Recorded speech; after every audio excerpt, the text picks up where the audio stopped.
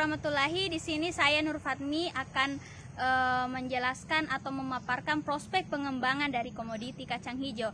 Nah, jika dilihat dari segi lahan, aspek lahan, kacang hijau tidak terlalu sulit untuk dibudidayakan. Pada lahan kering atau sawah kacang hijau dapat dibudidayakan, bisa juga ditanam setelah panen komoditas utama. Nah, tentu kita tahu bahwa kacang hijau sangat bermanfaat bagi kesehatan tubuh manusia. Nah, selain dari itu, kacang hijau selain bermanfaat bagi kesehatan, tentu sangat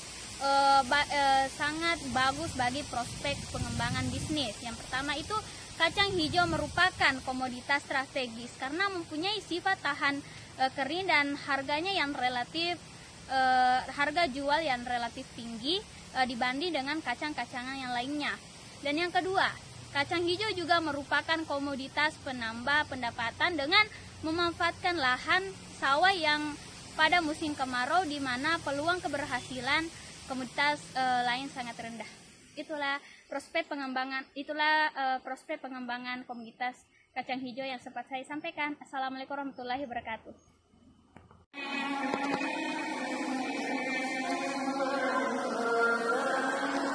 Oke, selanjutnya permasalahan yang terjadi di lahan kacang hijau ini, yaitu tanah lahan terlalu kering dan juga banyaknya ditumbuhi gulma.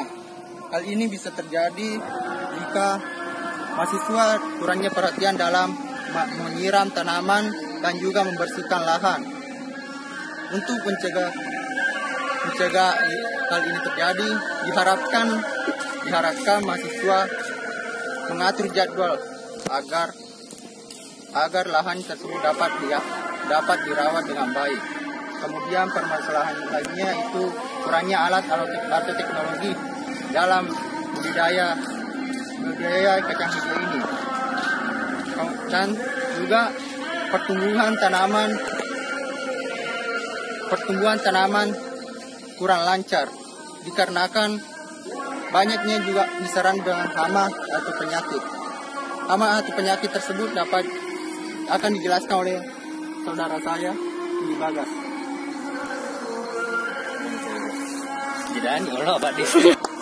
Saya akan melanjutkan penjelasan dari Anas, yaitu tentang hama. Hama yaitu seperti ulat jengkel.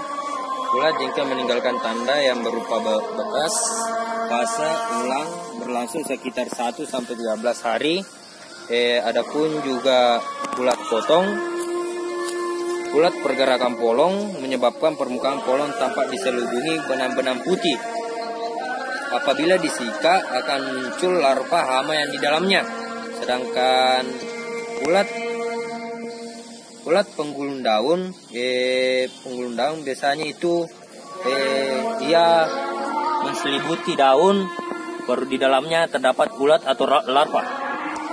Sekian dari penjelasan saya tentang hama dari kacang hijau. Strategi pengembangan komoditi kacang hijau dalam mengatasi permasalahan yang ada pada tanaman. Cara mengatasinya yaitu pertama, membuat pagar pembatas, memangkas daun yang telah terjangkit penyakit, dan mengatur jadwal siram. Kemudian untuk mengatasi permasalahan pada tanamannya dengan cara memberikan pupuk pada gulma-gulma seperti ini. Terima kasih. Assalamualaikum warahmatullahi wabarakatuh.